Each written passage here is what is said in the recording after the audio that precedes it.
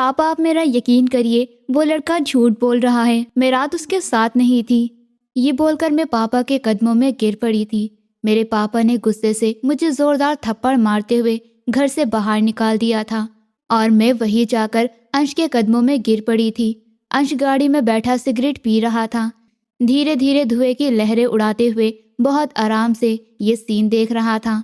उसके चेहरे पर कोई अफसोस नहीं था, सिर्फ एक जहर से भरी मुस्कान थी। मैंने उस गंदी मुस्कान को देखा तो मेरा दिल और भी भारी हो गया।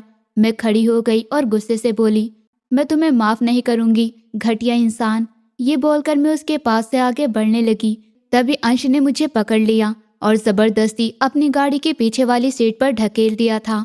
और इशिता अपने कमरे से निकलते हुए किचन की तरफ आई। उसकी मम्मी उसे देखकर बोली, अरे कहाँ जा रही हो, नाश्ता कर लो। इशिता ने बिना रुके जवाब दिया, मम्मी अभी टाइम नहीं है, मैं बाद में खा लूंगी। मम्मी की फिक्र भरी नजरों को देखकर भी उसने ध्यान नहीं दिया, क्योंकि आज मेडिकल कॉलेज में उसका पहला दिन था। वो डॉक्टर बनने का सपना बचपन से ही देख रही थी। उसके पापा ने हमेशा यही चाहा था कि उनकी बेटी डॉक्टर बने, इसलिए उन्हें उनकी फीस के बारे में कोई चिंता नहीं थी। आज सुबह अचानक उसके पापा ने खुशखबरी दी कि उसका एडमिशन हो गया है। इशिता खुद भी बहुत हैरान थी। पापा, एडमिशन की फीस कैसे आ गई? ये पूछते ही पापा ने मुस्कुराकर कहा, मेरी बेटी के लिए तो जान भी हाजिर है, एडमिशन की फीस क्या बड़ी बात है। ये सुनकर इशिता अपने पापा की बाहों में गिर पड़ी और बोली, आई लव यू पापा, आप दुनिया के सबसे अच्छे पापा हो। पापा ने उसे अपने गले से लगाकर कहा, बस बेटा, हमेशा अपने पापा का सर ऊंचा ही रखना, कभी झुकने मत देना। मैं तो तेरे बिना अधूरा हूँ। इस पर इशिता ने वादा किया कि मैं कभी आपको सर झुकाने नहीं दूंगी। उसके बाद कुछ दिन बेचैनी से गुजरे, क्योंकि उसके कॉलेज में जाने की बड़ी बेताबी थी। हर रात वो ख्यालों में खोई हुई रहती थी। आखिरकार सुबह की किरणें जब उसके कमरे में आई तो उसने देखा कि काफी समय हो गया है और उसे देर हो रही थी। उसने जल्दी जल्दी नाश्ता किया। उसकी मम्मी ने टिफिन पैक करके उसे देते हुए कहा, भूखे पेट तो नहीं जा बेटा, तुझे मेहनत करनी है। इस पर इशिता ने सर हिलाया और कॉलेज के लिए निकल पड़ी। वहीं दूसरी ओर अंश अपने खानदान का लाडला नौजवान लड़का था। उसके पास पढ़ाई में नंबर भी बहुत अच्छे थे और एटीट्यूड भी ऐसा था। सब उसे जानते थे। उसकी फैमिली उसके हर हरकत पर गर्व करती थी, लेकिन दूसरों की बेइज्जती करने में उसे कोई डर नहीं था। मेडिकल कॉलेज में सेकेंड ईयर में पढ़ाई कर रहा था। अंश की यही वजह थी कि कॉलेज में हर कोई उससे डरता था। कोई भी टीचर या स्टूडेंट उसकी हाँ में ना मिलाने की हिम्मत नहीं जुटा पाता था। आज भी वही कहानी थी। हर किसी को लगता कि अंश की दुनिया में बस उसी का राज चलता है और उसके ईगो की दीवारें सब पर भारी पड़ती थी। इशिता ने कॉलेज के दरवाजे के सामने खड़ी होकर एक लंबी सांस ली। उसकी आंखों में थोड़ी राहत सी थी। उसने खुद से बोला, शुक्र है ऊपर वाले का जो मेरी ख्वाहिश पूरी कर दी। आज मैं पहली बार मेडिकल कॉलेज में पढ़ाई करने आई हूँ। कभी कभी दिल में डर सा बैठ जाता था, कहीं मेरे डॉक्टर बनने का सपना अधूरा ही नहीं रह जाए। लेकिन आज सब कुछ मेरे पापा की वजह से सच हो रहा है। ये सोचते सोचते वो कॉलेज के अंदर चली गई, लेकिन जैसे ही अंदर कदम रखा तो अंश से टकरा गई। उसको देखते ही चौंक गई। वो बोला कि ये नई लड़की है ना, यहाँ पहली बार नजर आई है। उसके दोस्तों ने भी उसकी बातें सुनकर जोर जोर से हंसना शुरू कर दिया। इशिता को उनकी ये हंसी उड़ाना बिल्कुल भी अच्छा नहीं लगा। उसने उन्हें बदतमीज कह दिया और आगे बढ़ने लगी। उसके साथ कोई भी फ्रेंड नहीं थी, लेकिन उसने ठान लिया था कि आज ही कोई नई फ्रेंड बनाएगी ताकि कॉलेज में अच्छे लोगों के साथ समय बिता सके। सुबह सुबह ही उसका मूड अंश की वजह से खराब हो गया था। क्लास खत्म होने के बाद जब भूख लगी तो उसे याद आया कि कैंटीन जाकर कुछ खा लिया जाए। तभी उसने देखा उसकी मम्मी ने उसके बैग में नाश्ता पैक करके दिया था। वो कैंटीन में एक साइड में बैठ गई और खाने लगी। तभी वहां अंश आ गया। उसने ताना देते हुए कहा, अरे ये तितली तो घर से लंच लेकर आई है, जरा दिखाओ तो हमें भी क्या लेकर आई हो। इशिता ने झिझकते हुए अपना टिफिन बैग एक साइड में रख दिया और बोली, तुम्हें इससे क्या मतलब, मैं जो भी लाकर खाऊं वो मेरा काम है। अंश को यह हरकत बहुत बुरी लगी, लेकिन उसने कुछ नहीं कहा। अंश मुस्कुराया और अपने दोस्त की तरफ इशारा करते हुए बोला, ये मिडिल क्लास लोगों की आदत होती है, हर छोटी छोटी बात पर दिल टूट जाता है। शायद बेचारी कोई दाल रोटी लेकर आई होगी, क्योंकि कैंटीन से लेकर खाने पीने की तो इसकी औकात नहीं, इसलिए दिखा नहीं रही। इशिता को ये सुनकर बहुत गुस्सा आया। उसने तेज आवाज में कहा, हाँ हम दाल रोटी खाते हैं, लेकिन किसी को तंग करने और हक मारने का काम मिडिल क्लास लोग नहीं करते। ये सब काम तुम्हारे खानदान के लोग करते होंगे। खबरदार लड़की, अगर तुमने मेरे खानदान का नाम भी लिया तो तुम्हें पता चल जाएगा हम लोग कौन हैं। मैं तो जान चुकी हूँ तुम्हें देखकर तुम कितने बड़े खानदान के हो, कितनी गंदी सोच रखते हो। ये कहते ही इशिता वहां से उठकर बाहर जाने लगी। तभी अंश ने उसका रास्ता रोक लिया। उसने आराम से कहा, इतनी बातें कर ली, फिर चुपचाप यहाँ से चल दी। इशिता को ये बात और भी ज्यादा चुभ गई। उसने गुस्से में कहा, खबरदार, आज से मेरा रास्ता रोकने की फिर कोशिश की तो जान ले लूंगी। मैं वही बैठी हूँ जहाँ पर बैठी थी। तभी अंश ने उसका बाजू पकड़ ली और बोला, तुम्हारे साथ खेलना वैसे मजेदार रहेगा, इस तरह की अकड़ निकालना तो मेरा फेवरेट काम है। इशिता ने जोर लगाकर अपनी बाजू छुड़ाई, लेकिन अंश की पकड़ बहुत मजबूत थी। अंश हंसते हुए बोला, अरे अरे, तुम तो अभी कह रही थी जान ले लूंगी, बड़ी धमकी देने वाली निकली। अगर हिम्मत है तो निकल कर दिखाओ, छुड़ाओ हाथ। ये क्या कर रहे हो, छोड़ो मेरा हाथ, इशिता ने चिल्लाकर कहा। लेकिन अंश उसकी एक भी बात सुनने को तैयार नहीं था। फिर उसने एक जोरदार थप्पड़ उसके चेहरे पर मार दिया और बोली, अगर यही बात है तो लो अब मुझे रोक कर दिखाओ। ये हरकत देख कॉलेज के सारे स्टूडेंट इधर उधर खड़े हो गए, मुंह छिपाए ये सब नज़ारा देखने लगे, क्योंकि अंश कोई आम लड़का नहीं था, बल्कि पूरा कॉलेज उसके नाम से जाना जाता था। उसने इशिता को घूरते हुए कहा, देखना, मैं तुम्हें कभी नहीं छोड़ूंगा, तुम्हें कहीं भी मुंह दिखाने लायक नहीं छोड़ूंगा। ये सब बातें उसके दोस्त ने भी सुन ली और बाद में जाकर अंश को बता दी। अंश गुस्से से वैसे ही लाल हो रहा था। इशिता कॉलेज के पहले ही दिन ऐसा झगड़ा झेल चुकी थी। बाहर किसी शांति भरे कोने में बैठकर सोच रही थी कि क्या यही उसका पहला दिन था। जिस दिन उसने सपनों की दुनिया में कदम रखा, वहां उसके बराबर में बैठी लड़की जो आज ही उसकी दोस्त बन गई थी, धीरे से बोली, यार तुमने अच्छा नहीं किया, अंश बहुत बड़े लोग हैं और बदला लेने से पीछे नहीं हटेंगे। इशिता ने मजबूती से कहा, ले ले, उसे जो करना है कर ले, मैं किसी से नहीं डरती, मैं अपने पापा से भी नहीं डरती। पीछे बैठा अंश का दोस्त चुपचाप सब कुछ सुन रहा था और कुछ ही देर बाद जाकर ये सारी बातें अंश को बता दी, जिससे पहले से ही गुस्सा सता रहा था। इशिता की दोस्त की बात सुनकर अंश ने ठंडी सी मुस्कान के साथ कहा, देखो, मैं इस लड़की को ऐसा सबक सिखाऊंगा कि उसका पूरा खानदान याद रखेगा। ये सोचते हुए अंश की आंखों में और भी ज्यादा घमंड समा गया। इशिता घर लौटी तो उसके पापा ने बड़े प्यार से पूछा, आज कॉलेज कैसा रहा, सब ठीक तो है? उसने मुस्कुराते हुए जवाब दिया, हाँ पापा, सब ठीक है। पर पापा को उसने अंश के बारे में कुछ नहीं बताया, क्योंकि वो नहीं चाहती थी कि पापा परेशान हो, इसलिए ये बात छुपा ली थी। इशिता को ये बिल्कुल भी नहीं पता था कि पापा से इतनी बड़ी बात छुपाना ही उसकी सबसे बड़ी गलती साबित होने वाली थी। अगले कई दिन तक इशिता कॉलेज जाती रही, लेकिन हर बार अंश उसे देखकर अपनी नजरें झुका लेता, जैसे कुछ समझ गया हो। इशिता को लगा कि अब उसकी अकल ठीक से काम करने लगी है और वो अब उसे या किसी और लड़की को कॉलेज में परेशान नहीं करेगा। इशिता पूरी तरह अपनी पढ़ाई में बिजी हो गई थी। उसके पापा ऑफिस से देर से आने लगे थे, जिसकी वजह से इशिता को कॉलेज से लौटते वक्त अकेले जाना पड़ता था।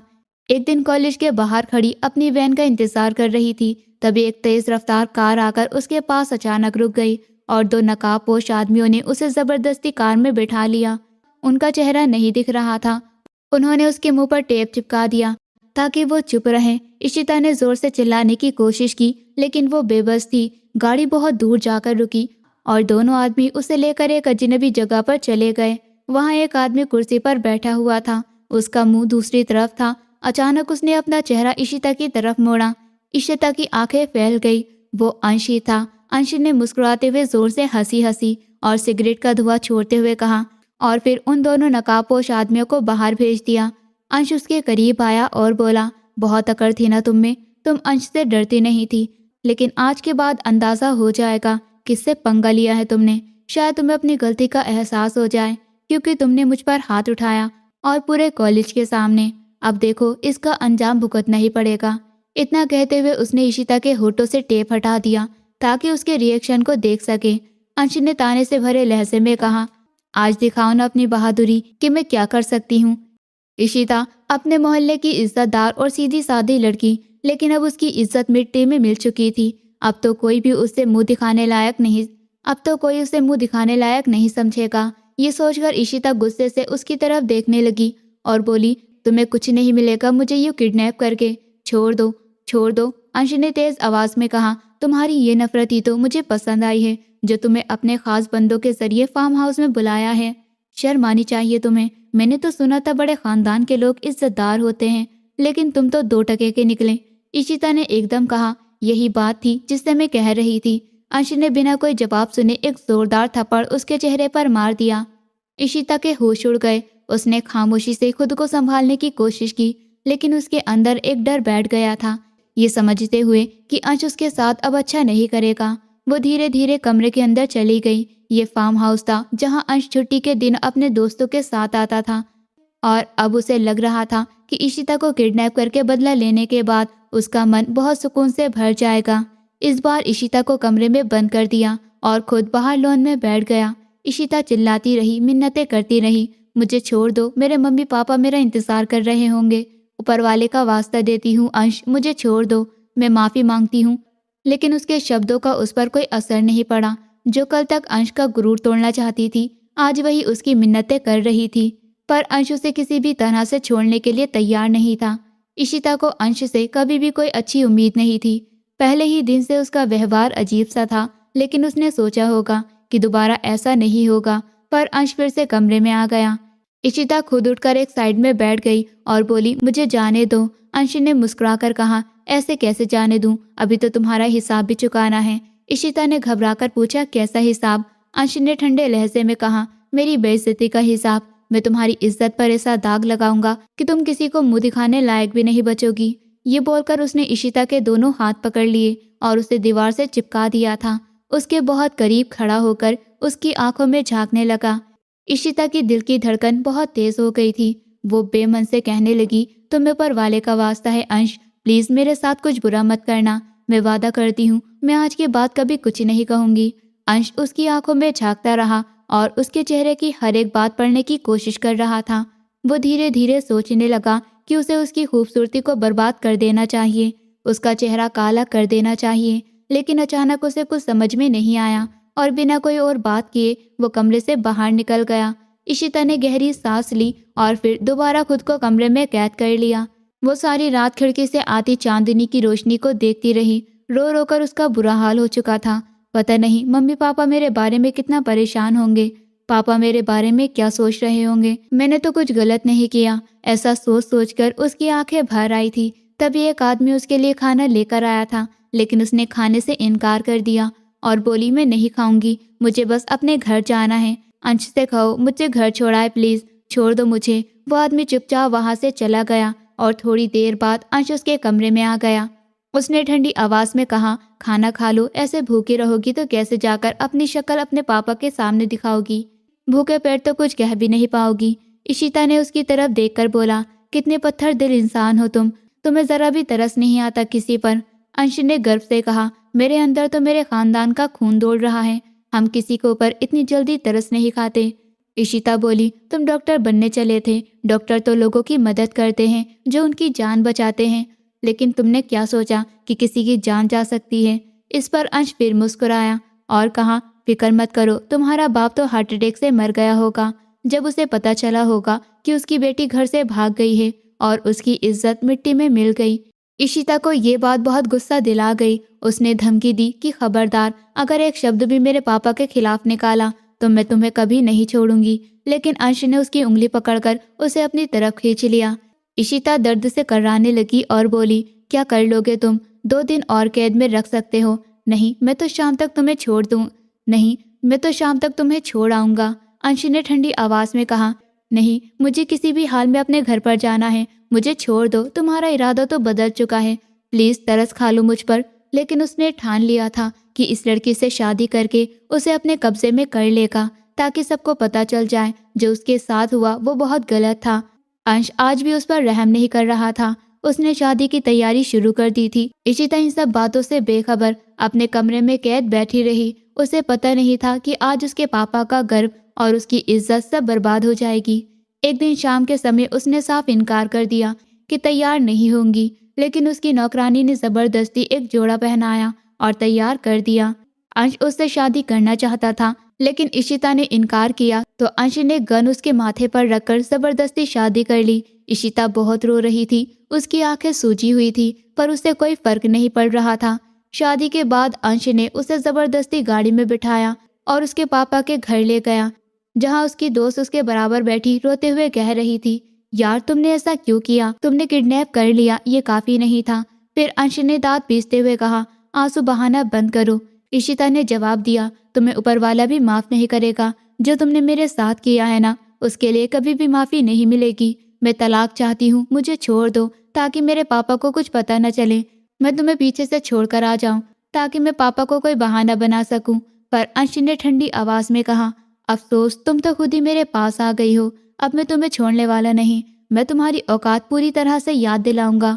इशिता पूरी तरह टूट चुकी थी। उसका दिल बिखर चुका था। वो सोच रही थी उसके साथ ऐसा क्यों हुआ। उसके पापा जो एक पल भी चैन से नहीं सोते थे, रात रात भर उसे ढूंढते फिर रहे थे। उसके गुमशुदा होने की खबर पूरे खानदान में फैल चुकी थी। लोग बातें कर रहे थे कि इशिता घर से भाग गई है, लेकिन असल में ये अफवाह फैलाने वाले अंश के दोस्त ही थे, जो कह रहे थे कि अंश और इशिता एक दूसरे को पसंद करते थे और अंश ने इशिता को अपने साथ ले भगा लिया है। ये सब कुछ अंश ने खुद फैला रखा था, पर उसने ये नहीं समझा कि उसकी ये करतूत कितनी बड़ी मुसीबत बन जाएगी। उसके पापा को जब ये बात पता चलेगी तो क्या हाल होगा। अंश ने गाड़ी का दरवाजा खोला और इशिता से कहा, जाओ और अपने बाप को बता दो कि एक रात तुम मेरे साथ गुजार कर आई हो और इसमें कोई बड़ी बात नहीं है। अब तो तुम मेरी पत्नी बन चुकी हो। ये सुनकर इशिता का गुस्सा सातवें आसमान पर पहुंच गया था, लेकिन उसने खुद को संभाला क्योंकि उसका एक ही मकसद था कि अंश उसे घर के पीछे ही छोड़कर चला जाए ताकि उसके पापा उसे साथ न देख पाए। इशिता ने दरवाजा खोला और पापा को सामने पाया। अंकल माफ कीजिएगा, आपकी मर्जी के बिना आपकी बेटी को ले आया था, पर फिक्र मत कीजिए, आपकी बेटी की मर्जी इस बात में शामिल थी। कल रात से ही ये मेरे साथ थी। हम दोनों ने एंजॉय किया है और आज आशीर्वाद लेने आए हैं। ये सुनते ही उसके पापा का गुस्सा उफान पर आ गया। अपनी जुबान को लगाम दो लड़के, तुम्हारी हिम्मत कैसे हुई ये करने की? मैं तुम्हें जान से मार डालूंगी। इशिता की ये बात सुनकर अंश मुस्कुराया और बोला, अंकल मैं आपका दामाद हूँ। इस पर पापा ने उसकी तरफ ध्यान तक नहीं दिया और कहा, दफा हो जाओ, तुम मेरी बेटी नहीं हो, तुम्हें मर जाना चाहिए। आज के बाद तुम इस घर की हवा तक नहीं छू सकती। इशिता के पापा ने जोरदार थप्पड़ उसके चेहरे पर मारा और उसे घर से बाहर धक्का दे दिया। इशिता अंश के कदमों में गिर पड़ी थी और वो सिगरेट पीते हुए सुकून से ये तमाशा देख रहा था। उसके पापा ने धमकी दी, खबरदार, आज के बाद तुमने इस घर का दरवाजा खोला तो जान से मार डालूंगा। कल से उसके साथ रात गुजार कर आई हो, बाकी की जिंदगी भी उसके साथ बिताना। ये कहते हुए दरवाजा बंद कर दिया। अर्श कमर पर हाथ रखकर हंसने लगा। इशिता उसके सामने खड़ी हुई और बोली, मैं तुम्हें कभी माफ नहीं करूंगी। तुम एक घटिया इंसान हो। तुम ना मेरी मोहब्बत के काबिल हो, ना मेरी जैसी इज्जतदार लड़की के बराबर। तुम मुझसे मेरे पापा को छीन नहीं सकोगे। मैं पूरी जिंदगी तुम्हें माफ नहीं करूंगी। जब अंश ने गुस्से से उसका रास्ता रोका और जबरदस्ती उसे गाड़ी की पिछली सीट पर बैठा दिया और खुद गाड़ी की फ्रंट सीट पर बैठ गया, इशिता हिम्मत करके कहने लगी, उतार दो मुझे, मैं अपने पापा के पास जाऊंगी। मैं तुम्हारे साथ नहीं जाऊंगी। तुम बहुत घटिया इंसान हो। मैं तुमसे नफरत करती हूँ। तुम्हारा वजूद भी मुझे नापसंद है। अंश चुपचाप गाड़ी चलाता रहा, फिर बोला, बाहर निकलो, मुझे रोकने की कोशिश मत करना। मैं तुम्हारे साथ जाने वाला हूँ। तुम मेरी पत्नी हो अब, और वैसे भी मैंने देख लिया, तुम्हारे पापा ने तुम्हें घर में जगह नहीं दी। तुम पछताओगे, तुम बहुत पछताओगे। देखना, जब तुमने मुझे थप्पड़ मारा था, अब तुम अपनी पूरी जिंदगी नौकरानियों की तरह गुजारोगी। रोज तुम्हें इसी तरह से बेइज्जत करूंगा क्योंकि तुम ऐसी ही हो जैसी लड़कियों को सजा मिलती है। अंश ने एक बार फिर जोर से चिल्लाया। जब वो इशिता को हवेली ले आया तो उसे बाजू से खींचते हुए मम्मी के कदमों में ले आया और बोला, आज से ये इस घर की नौकरानी है। जितना भी काम करवाना होगा ये करेगी। कोई बहस नहीं करना मुझसे। फिर वो अपने कमरे में चला गया। इशिता की मम्मी बहुत परेशान थी। उसने रोते हुए इशिता की सब कुछ सुना, लेकिन यकीन नहीं हुआ। उन्हें समझ ही नहीं आ रहा था कि उनके बेटे ने ऐसा कैसे किया। अंश की माँ ने अंश से पूछा, मैंने तो तुम्हें इस तरह नहीं पाला था। तुम किसी की इज्जत पर हाथ कैसे डाल सकते हो? अंश ने जवाब दिया, किसी की हिम्मत नहीं मेरी इज्जत को छूने की। ये लड़की मुझे थप्पड़ मार रही थी। इस लड़की ने मुझे थप्पड़ मारा था और मैं अपना बदला ले रहा हूँ। मम्मी, आप जानती हो ना, मैं कभी बदला नहीं भूलता। ये बात तो आप अच्छी तरह जानती हो। मम्मी ने बोला, हाँ, लेकिन तुमने एक लड़की की जिंदगी पूरी तरह से बर्बाद कर दी है। ये सोचकर अंश चुप रहा। उसकी माँ ने उसे एक रूम दे दिया। इशिता वही पूरी रात रोती रही। अंश भी बेचैन था। उसकी माँ की बातें उसके कानों में लगातार गूंजती रही।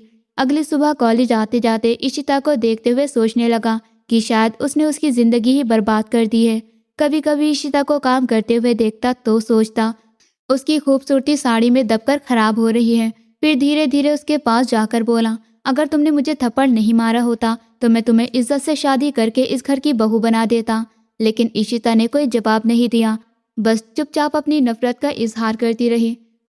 अंश के पापा को भी कुछ दिन बाद ये बात पता चल गई, क्योंकि वो तभी शहर से घर लौटे थे। उन्होंने अंश की जमकर क्लास लगाई और कहा, तुम इस लड़की को उसके बाप के घर छोड़कर आओ। तो अंश ने नजर झुकाकर कहा, उसके बाप ने उसे घर से निकाल दिया है और मैंने उससे शादी कर ली है। पापा गुस्से से बोले, तुमने क्या किया? एक लड़की की मर्जी के बिना उससे शादी कर ली, हमारे घर की बहू बना दिया। अंश की मम्मी चुपचाप कहने लगी, अगर शादी कर ली है तो निभाओ, अब इस लड़की का तो कोई घर नहीं बचा है, अब तुम उसे छोड़ने वाले नहीं हो। अंश की मम्मी सुलझी हुई औरत थी। वो जानती थी कि जब औरत की इज्जत की बात आती है तो वो ना नजर उठाने के काबिल होती है, ना जमाने को अपना मुंह दिखाने। इसलिए ही वो इशिता का साथ दे रही थी और चाहती थी कि अंश अपने बर्ताव में बदलाव लाए। पर इशिता तो उसकी शक्ल तक देखना भी नहीं चाहती थी। वो उसकी नफरत को महसूस कर सकती थी। इतनी गहरी नफरत शायद किसी ने किसी से नहीं की होगी। अंश के मम्मी पापा ने इशिता का सामान अंश के कमरे में शिफ्ट कर दिया, लेकिन वो गुस्से से नीचे उतरा और अपनी मम्मी से कह दिया कि मैं इस लड़की को अपने कमरे में नहीं रखूंगा अपने साथ, तो शादी क्यों की थी? उसके पापा ने चुपचाप कह दिया। अंश खामोश हो गया और बोला, गलती हो गई थी, पर अब इतनी बड़ी सजा मत देना कि मेरी गलतियों का बोझ इस लड़की को उठाना पड़े। और आप जानते हो मैं अपना कमरा किसी के साथ शेयर नहीं करता, लेकिन ये तुम्हारी पत्नी है, तुम्हारी जिंदगी में शामिल हो गई है।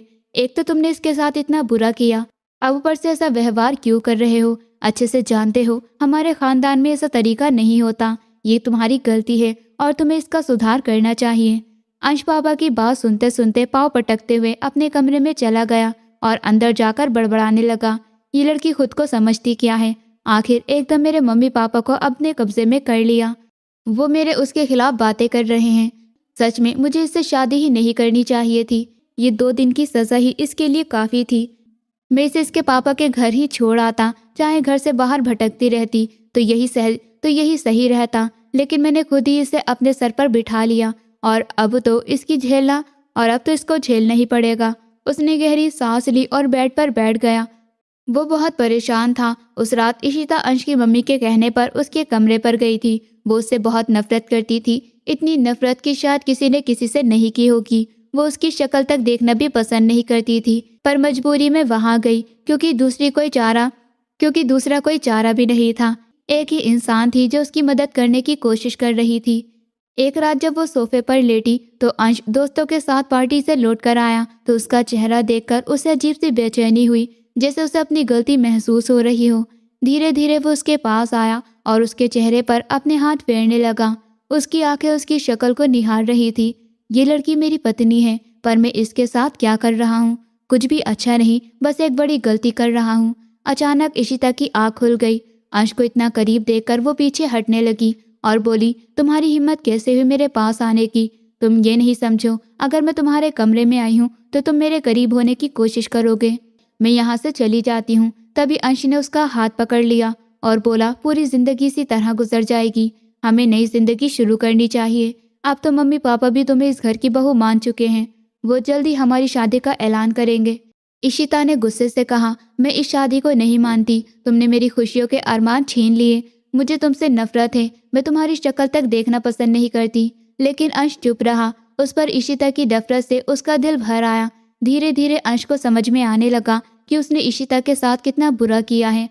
वो बार बार सोचता रहा, उसे सुकून नहीं मिल रहा था। दिन भर इशिता का चेहरा उसके सामने घूमता रहता, उसकी बातें उसके दिमाग में गूंजती रहती थी। उसने खाना पीना भी छोड़ दिया था, जैसे खुद को सजा दे रहा हो। शायद इशिता की बदुआ बन गई थी। उसके प्यार में वो बुरी तरह कैद हो चुका था, पर दिल में एक बेचैनी भी थी कि इशिता की नफरत उसकी मौत का कारण बन जाएगी।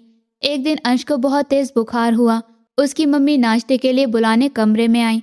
इशिता अपने कपड़े समेटने में बिजी थी, जैसे अंश से कोई वास्ता नहीं हो। उसकी मम्मी ने कहा, अरे अंश को तो बहुत तेज बुखार है, तुमने देखा नहीं? उसने बिना देखे जवाब दिया, आंटी मुझे कुछ काम था इसलिए मैंने ध्यान नहीं दिया। वो बोली, ये तुम्हारा पति है, इसके ऊपर ध्यान देना तुम्हारा हक है। हमारे खानदान में पत्नियां पतियों का बहुत ख्याल रखती हैं। लेकिन अपनी मम्मी की ये बात सुनकर अंश ने जवाब दिया, नहीं मम्मी, ये तो मेरा बहुत ख्याल रख रही है। मैंने ही अभी इसे मना किया है और मैंने ही कहा था कि वो काम कर लें। घर में बहुत से नौकर चाकर हैं काम करने के लिए। तुम इसे समझा दो कि अपने घर की हरकतें यहाँ ना करें, यहाँ नौकर ही काम करते हैं। अंश की मम्मी की ये बात सुनकर इशिता को बहुत ज्यादा गुस्सा आया, पर वो गुस्सा पी गई। उसकी मम्मी के जाते ही इशिता ने अंश की तरफ देखते हुए बोली, तुम समझते क्या हो खुद को? अपने आप मेरी तारीफ करके मेरा दिल जीत लोगे? ऐसा कभी नहीं हो सकता। जब तुम मर भी जाओ ना, फिर भी मैं वो सब नहीं भूलूंगी जो तुमने मेरे साथ करा है, और मरने के बाद भी मैं तुम्हारा गिरबान पकड़ूंगी। तुमने मेरी जिंदगी छीनी, मेरे पापा छीन लिए, मेरे पापा का वो प्यार छीन लिया जो बचपन से आज तक उन्होंने मुझे किया था। तुम नहीं जानते कि मैं अपने मम्मी पापा को कितनी मन्नतों के बाद मिली थी। वो अपनी जिंदगी से ज्यादा मुझे प्यार करते थे। न जाने मेरे पापा का क्या हाल होगा। मैं कितनी मजबूर और बेबस बेटी हूँ कि अपने मम्मी पापा के लिए जिंदा होते हुए भी मर चुकी हूँ। ये सब सुनकर अर्श के दिल का सुकून छीन चुका था। बुखार में ही वो गाड़ी लेकर बाहर चला गया। लेकिन जब ये बात उसकी मम्मी को पता चली तो वो बहुत परेशान हुई। लेकिन इशिता को उसकी जरा भी परवाह नहीं थी। तभी अचानक थोड़ी देर बाद अस्पताल से कॉल आई कि अंश का बहुत बड़ा एक्सीडेंट हो गया है और उसके दिमाग में बहुत गहरी चोट आई है। बस ये शब्द सुनने की देर थी कि जब इशिता के सिर पर एक धमाका हुआ। वो इशिता जो अंश से बहुत नफरत करती थी, लेकिन वो कभी नहीं चाहती थी कि अंश के मम्मी पापा से उनकी इकलौती औलाद छिन जाए। वो जानती थी कि उसके मम्मी पापा उससे कितना प्यार करते हैं।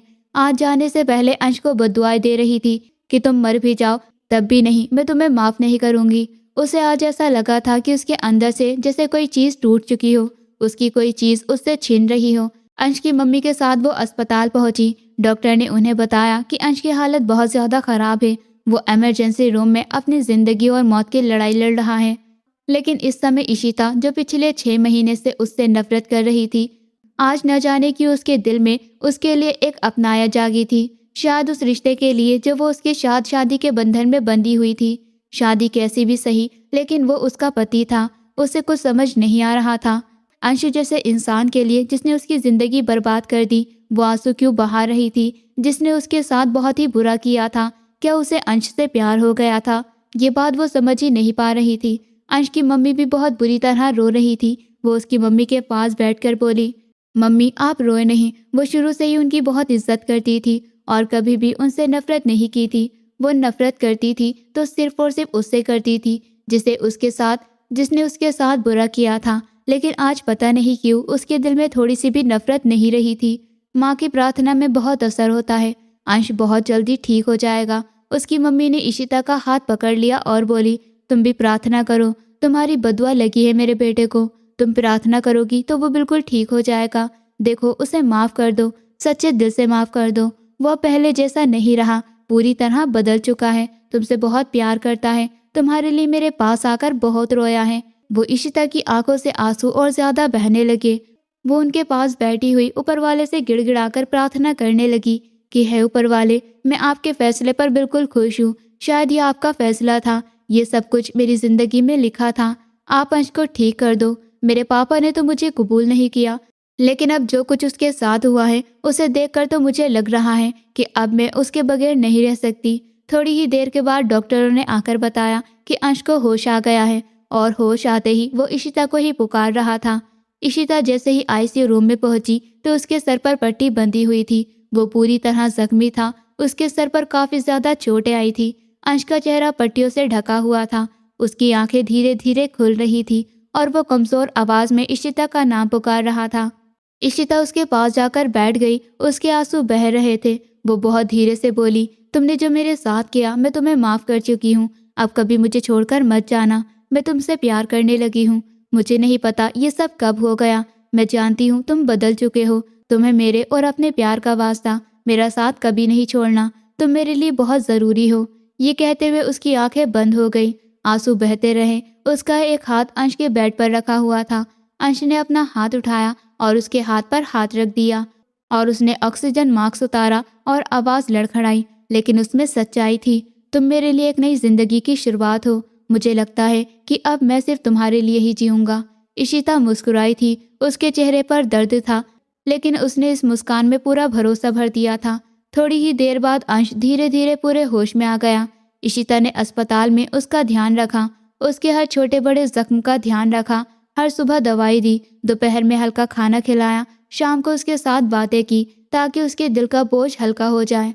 दिन पर दिन अंश का चेहरा पहले से ज्यादा खिलता गया। उसकी आंखों में पहले जैसा गुस्सा नहीं बल्कि प्यार की झलक दिखने लगी थी। इशिता को अब खुद पर यकीन हो गया था कि अंश को उसने सच में माफ कर दिया है और अब वो उसके साथ एक नई शुरुआत करना चाहता है। जब डॉक्टर ने उसे डिस्चार्ज किया तो इशिता ने पूरा घर सजाया, उसे अपने हाथों से तैयार किया, हर एक कोना उसकी मुस्कान से भर दिया, क्योंकि अब उसे यकीन हो चुका था कि अंश उसके साथ बिना अधूरा है। घर लौटते ही अंश की आंखें इशिता की ओर चमकने लगी। उसके दिल में पहली बार सच्चा प्यार जाग उठा था। अंश सोचता रहा, अगर मैं इशिता से नहीं मिला होता तो मेरी जिंदगी कैसे होती। शायद मैं हमेशा अकेला रहता या फिर खुद को सजा देता। आज मुझे लगता है मेरा ये एक्सीडेंट मेरे लिए वरदान बन गया था ताकि मैं अपनी गलती समझ सकूं। अब मैं उसे खुश रखूंगा, अपनी हर छोटी बड़ी गलतियों को सुधारूंगा, हर पल उसके साथ जीऊंगा। उसने कहा, इधर आओ मेरे पास। इशिता गुस्से से बोली, मैं तुम्हें माफ कर चुकी हूँ, इसका मतलब ये नहीं कि मैं तुम्हारे बिस्तर पर सोने आ जाऊंगी। अंश उसकी बात पर चुप रहा, फिर वो सो गई। जब अंश अपने दर्द को सहता हुआ उसके पास गया और उसे गोद में उठाकर बेड पर लेटा दिया और वो कहती रह गई, अंश क्या कर रहे हो, अभी तुम्हारा एक्सीडेंट हुआ है। वो बोला, तुमसे दूर नहीं जा सकता, मैं तुम्हारे करीब होना चाहता हूँ, अब तो तुम मेरी जिंदगी का हिस्सा बन चुकी हो। ये कहते हुए उसने इशिता का चेहरा अपने हाथों में लिया। इशिता ने शर्म से अपना सर उसकी छाती से लगा लिया और वो बड़बड़ाई, मैं तुमसे दूर रहना चाहती थी, लेकिन अब मुझे तुमसे प्यार हो गया है, तुम्हारे बिना तुम्हारी जिंदगी अधूरी है। अंशी ने वादा किया, मैं हर हाल में तुम्हारे मम्मी पापा को मनाऊंगा ताकि वो हमें फिर से अपनाएं, क्योंकि तुम उनकी बेटी हो, तुम मेरे लिए सबसे खास हो। उन दिनों अंश ने अपने दोस्तों के जरिए इशिता के मम्मी पापा को जरिए सच्चाई उसके पास पहुंचाई। उन्होंने जाकर उन्हें सब कुछ बताया। सच सामने आया। अंश ने खुद जाकर उनसे माफी मांगी तो इशिता के मम्मी पापा ने उसे गले लगा लिया था। अब वो समझ चुके थे कि उनकी बेटी पूरी तरह से बेगुनाह थी। इशिता ने भी बताना शुरू किया कि धीरे धीरे उसको भी अंश से प्यार हो गया है। ये प्यार अब नफरत से बदल चुका था। फिर दोनों परिवारों की सहमति से दोबारा से उनकी शादी की तैयारियां शुरू हुई। सारी हवेली फिर से खुशियों से भर गई थी। एक दूसरे के साथ बिताए गए पल अब उनके लिए सबसे कीमती थे। इशिता और अंश एक दूसरे के बिना अधूरे थे।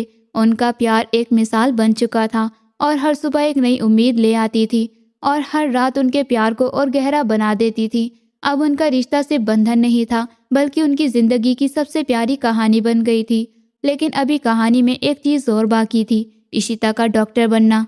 अंश को शर्मिंदगी महसूस हो रही थी कि उसकी वजह से उसकी पढ़ाई का कितना नुकसान हुआ है, इसलिए उसने ठान लिया कि वो अब उसकी अधूरी ख्वाहिश को पूरा करेगा। इशिता डॉक्टर बनने का सपना देखती थी। उसने बचपन से ही ये सपना देखा था, लेकिन अंश की वजह से वो सपना अधूरा रह गया था। उसे पता था कि इशिता के लिए डॉक्टर बनना सिर्फ सपना नहीं, बल्कि उसकी जिंदगी का मकसद था, जो अब टूट चुका था। अंश ने अपने अंदर सारी हिम्मत दिखाई और कहा, इशिता, मैं जानता हूँ मैंने तुम्हारे साथ कितना बुरा किया। मैंने सिर्फ तुम्हें नहीं बल्कि तुम्हारे सपनों को भी तोड़ चुका था। मुझे माफ कर दो। मैं हर हाल में तुम्हारा डॉक्टर बनने का सपना पूरा करूंगा। इशिता की आंखों में आंसू थे, लेकिन वो चुप रही। वो बोला, मैं अब सिर्फ अपने लिए नहीं बल्कि तुम्हारे लिए भी जीऊंगा। मैं तुम्हारी हर मुश्किल राह को आसान बनाऊंगा। मैंने अपने सारे पुराने दोस्तों से दूरी बना ली है। अब मैं सिर्फ पढ़ाई में ही लगा रहूंगा ताकि एक दिन मैं भी तुम्हारे साथ डॉक्टर बनूं और हम एक दूसरे को देखकर गर्व महसूस कर सकें। इशिता उसके गले लग गई। अब हम दोनों ये सफर दोबारा से साथ में शुरू करेंगे। इशिता की आंखें भर आई, लेकिन वो कुछ कह नहीं पाई, बस चुपचाप उसके सीने से लगी उसकी बातें सुनती रही। इसके बाद अंश और इशिता दोनों ने अपनी पढ़ाई में दिन रात मेहनत करना शुरू किया। उन्होंने मेडिकल कॉलेज से दोबारा पढ़ाई स्टार्ट की। हर मुश्किल परीक्षा, हर भारी क्लिनिकल प्रैक्टिस में उन्होंने खुद को साबित किया। इशिता उसकी पढ़ाई में मदद करती तो कभी वो उसकी मदद करता था। दोनों ने हर कदम पर एक दूसरे का साथ दिया, उसकी कमजोरियों की ताकत में बदलने की पूरी कोशिश की। आखिरकार कई सालों की मेहनत के बाद वो दोनों डॉक्टर बन गए। इशिता का चेहरा मुस्कान से भर गया था, क्योंकि अब उसका सपना अधूरा नहीं रहा था। अंश ने जो वादा किया था वो पूरा किया था। उसके खुद के इरादों और मेहनत की बदौलत अब इशिता फिर से अपने पापा की आंखों में इज्जत बनकर खड़ी थी। अंश और इशिता ने डॉक्टर बनने के बाद सोचा अब बस अपने लिए नहीं बल्कि दूसरों के लिए कुछ करना चाहिए। दोनों ने मिलकर फैसला किया कि एक बड़ा अस्पताल खोलेंगे जहां हर सुविधा मिले, गरीब अमीर सबको बराबर इलाज मिलेगा, कोई परेशान न होगा। अस्पताल में सब कुछ अच्छा होगा, डॉक्टर और स्टाफ पूरा ध्यान देंगे और मरीजों की सेवा करेंगे। इशिता ने बच्चों और महिलाओं का खास ध्यान रखा तो अंश ने सर्जरी और इमरजेंसी संभाली। दोनों दिन रात काम करते रहे, कभी थकावट महसूस नहीं की, एक दूसरे का हाथ थामे रह गए। धीरे धीरे अस्पताल शहर में सबसे भरोसेमंद और नामी बन गया। लोग दूर दूर से इलाज के लिए आने लगे। हर मरीज का चेहरा देखकर दोनों का दिल खुश होता। अस्पताल की छत के नीचे लोगों की उम्मीदें, मुस्कान और राहत की आवाजें गूंजती। इशिता और अंश एक दूसरे की तरफ देखकर कहते, देखो हमने अपने सपने को सच कर दिखाया और ये सपना अब दूसरों की जिंदगी को बदल रहा है। दोनों जानते थे कि उनके प्यार और मेहनत ने ना सिर्फ उनकी जिंदगी बदल दी बल्कि समाज के लिए भी कुछ बड़ा कर दिखाया। अब उनका मिशन सिर्फ मरीज ठीक करना नहीं बल्कि हर मरीज की उम्मीद बनना था, हर जीवन में खुशियाँ और स्वास्थ्य लाना था। और यही उनके लिए सबसे बड़ा इनाम था। जो सपना कभी अधूरा रह गया था वो अब पूरा हो गया था। अब दोनों का अस्पताल शहर और आसपास के लोगों के लिए मिसाल बन गया था। और इशिता और अंश दोनों खुश थे कि उन्होंने अपने प्यार, अपने सपनों और दूसरों की भलाई के लिए मिलकर ये कदम उठाया। अंश और इशिता अब हर रोज अस्पताल में रहते हुए भी एक दूसरे के साथ बहुत खुश थे। दोनों का प्यार अब और गहरा हो चुका था। कभी वो एक दूसरे की आंखों में देखकर मुस्कुरा देते, कभी हाथ पकड़कर थकान भूल जाते थे। एक दिन रात को जब सभी मरीज सो गए तो वो दोनों अस्पताल की छत पर गए और शहर की रोशनी और चांद की चांदनी में बैठ गए। अंश ने इशिता का हाथ थाम लिया और बोला, इशिता देखो हमने कितना बड़ा काम कर दिया। अब हमारी मेहनत सिर्फ हमारे लिए नहीं बल्कि हजारों लोगों के लिए है। इशिता ने उसकी आंखों में देखकर धीरे से कहा, हाँ अंश, तुम्हारे साथ सब कुछ आसान लग रहा है। तुम्हारे साथ रहकर मुझे लगता है कि मैं दुनिया की सबसे खुशकिस्मत लड़की हूँ। अंश ने उसके चेहरे को अपने हाथ में लेकर बोला, तुम्हारे बिना मेरी जिंदगी भी अधूरी थी। अब तुम मेरी जिंदगी की सबसे बड़ी खुशी हो। इशिता उसकी बाहों में गिर गई और दोनों चुपचाप एक दूसरे की गर्मी और प्यार में खो गए। वो रात भर छत पर बैठे एक दूसरे की बातें सुनते, हंसते और अपने दिल की धड़कनें महसूस करते रहे। अगले दिन जब अस्पताल खुला तो दोनों ने साथ में राउंड किया।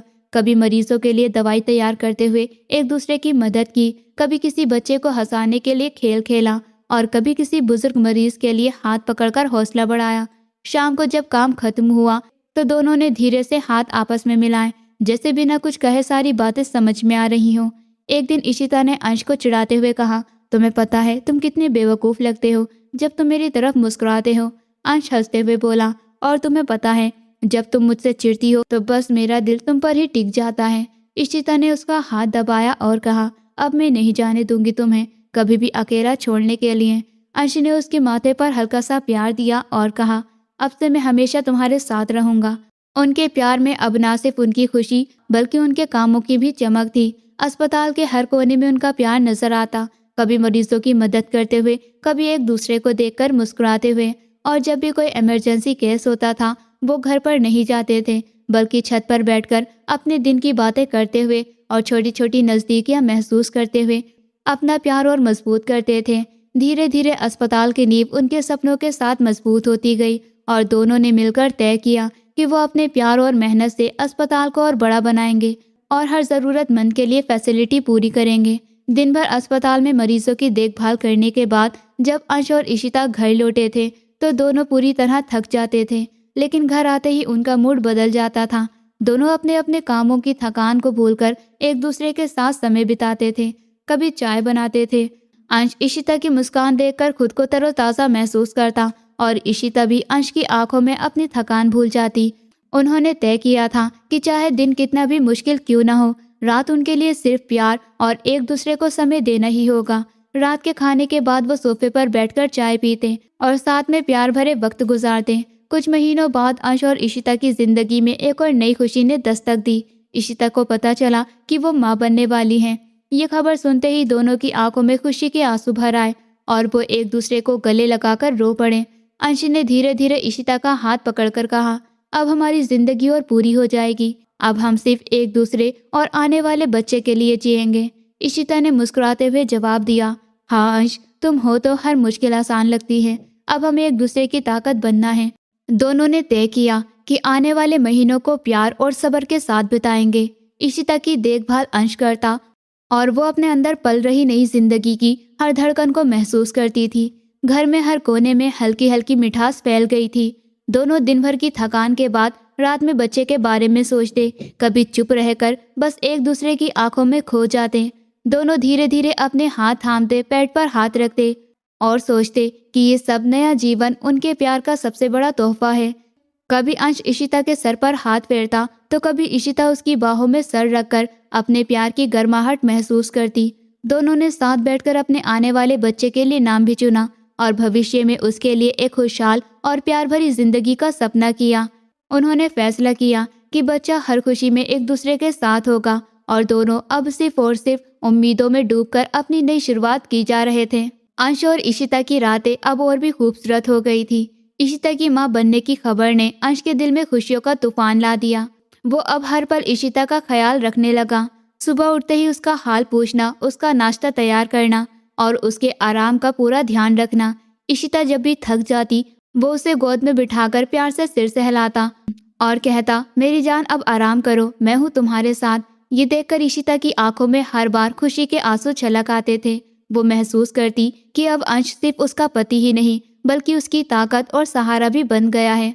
दिन भर की थकान और परेशानी के बाद भी अंश इशिता का हाथ पकड़कर कहता, चलो अब थोड़ी देर आराम करते हैं, तुम्हें किसी चीज़ की चिंता करने की ज़रूरत नहीं, मेरे साथ हो, बस यही काफ़ी है। इशिता अब धीरे धीरे अपने पेट में पल रहे बच्चे की हर धड़कन को महसूस करती और अंश की बाहों में खुद को सुरक्षित पाती। दोनों अक्सर शाम के समय बालकनी में बैठकर अपने आने वाले बच्चे के लिए बातें करते, उसका नाम सोचते, फ्यूचर की खुशियों के बारे में प्लान बनाते और एक दूसरे को ये एहसास दिलाते कि अब वो सिर्फ अपने प्यार और नए जीवन के लिए जी रहे हैं। अंश अब हर छोटी छोटी चीज़ों में इशिता की खुशी ढूंढता। उसे देखकर उसे ऐसा लगता जैसे उसकी सारी दुनिया बस उसी में समा गई हो।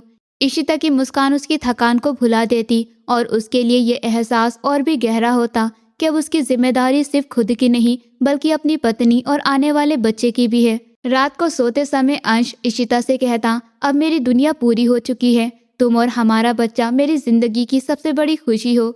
इशिता उसकी बात सुनकर सर झुकाकर उसकी बाहों में खो जाती और दोनों उस रात बस एक दूसरे को थामे अपनी नई जिंदगी की खुशियों और आने वाले बच्चे के प्यार में डूब जाते थे।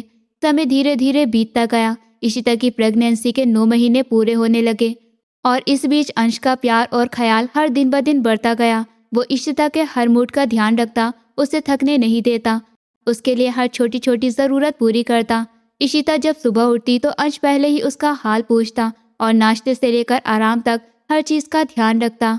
वो उसके साथ धीरे धीरे डॉक्टर के अपॉइंटमेंट्स पर जाता, हर टेस्ट और जांच में उसके साथ खड़ा रहता। इशिता के पेट में पल रहे बच्चे के लिए उसे हर दिन प्रार्थना करनी पड़ती थी। अंश अब हर समय इशिता को ये बताता कि मैं तुम्हारे और अपने बच्चे के लिए हर मुश्किल सह सकता हूँ, तुम बस खुश रहो, तुम्हारा हर दर्द मेरा दर्द है। कभी वो उसके बालों को सहलाता, कभी उसकी थकान मिटाने के लिए उसे गोद में बिठाकर आराम कराता, कभी उसे मीठे बोलों से हंसाता और दोनों के बीच एक अटूट बंधन बन गया।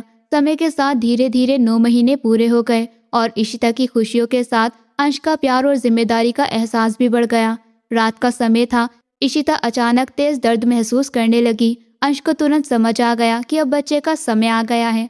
वो उससे तुरंत अपनी बाहों में लेकर कार की ओर दौड़ा और बीच रास्ते में रोशनी जलाकर तेजी से अस्पताल की ओर बढ़े। रास्ते में इशिता बार बार दर्द से कर्रा रही थी। अंश उसका हाथ पकड़कर उसे सहारा देता रहा।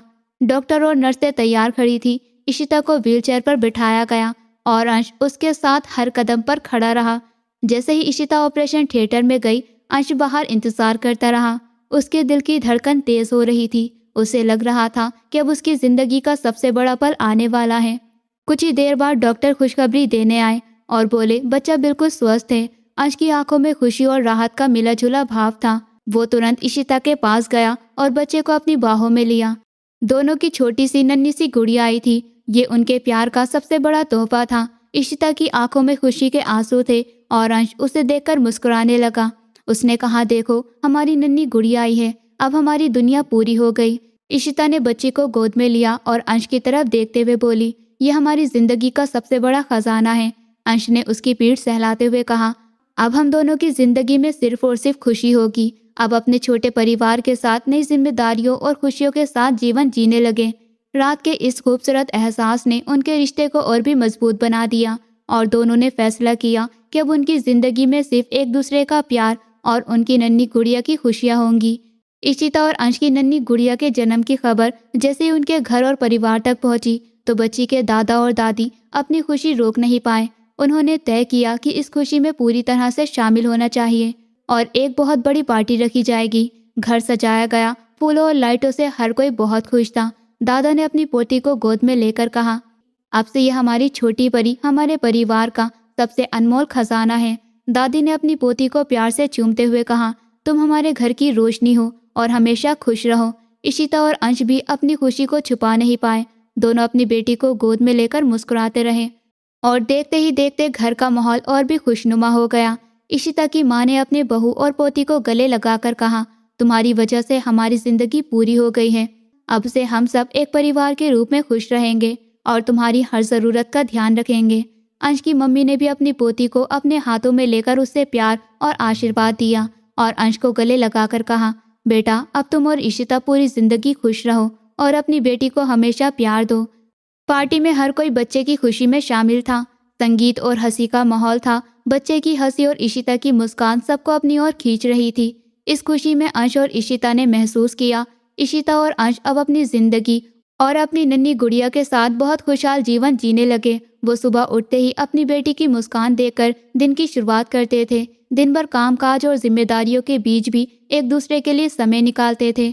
वो हर छोटी छोटी बात एक दूसरे के साथ शेयर करते और दिन भर की थकान को हंसी मजाक और प्यार से मिटा देते थे। शाम होते ही घर लौटते और आराम करते, एक दूसरे की बाहों में अपनी थकान को मिटा देते थे। कभी कभी वो अपनी बेटी के साथ खेलते और उसकी हर छोटी छोटी खुशी में खुद को शामिल पाते थे। इस कहानी से हमें ये सीखने को मिलता है कि जीवन में गलतियां होना आम है, लेकिन अपनी गलतियों को पहचानना और उन्हें सुधारने की कोशिश करना ही असली ताकत है। अंश की तरह जब हम अपने गुस्से और जल्दबाजी में किसी का जीवन मुश्किल बना देते हैं तो पछतावा और बदलाव की ज़रूरत महसूस होती है और यही बदलाव हमें बेहतर इंसान बनाता है। इशिता की तरह सच्चाई और सब्र रखने वाला इंसान मुश्किल से मुश्किल हालात में भी अपने कामों और अपने सपनों के लिए खड़ा रह सकता है। मुश्किल चाहे जितनी भी बड़ी क्यों ना हो, अगर हम सच्चाई और अपने रिश्तों में ईमानदारी बनाए रखें तो जीवन में खुशी और सफलता की राह खुलती है। साथ ही ये कहानी ये भी सिखाती है कि सपने अधूरे नहीं छोड़ने चाहिए और सबसे बड़ी सीख ये है कि सच्चा प्यार, सम्मान और देखभाल के साथ निभाया जाए तो जीवन की खुशियाँ दोगुनी हो जाती हैं। दोस्तों, उम्मीद करती हूँ आपको हमारी कहानी पसंद आई होगी। कहानी पसंद आई है तो वीडियो को लाइक करें, चैनल पर नए हैं तो चैनल को सब्सक्राइब करें और हाँ, नोटिफिकेशन बेल को ज़रूर दबाएं ताकि अगली अपडेट सबसे पहले आपको मिले।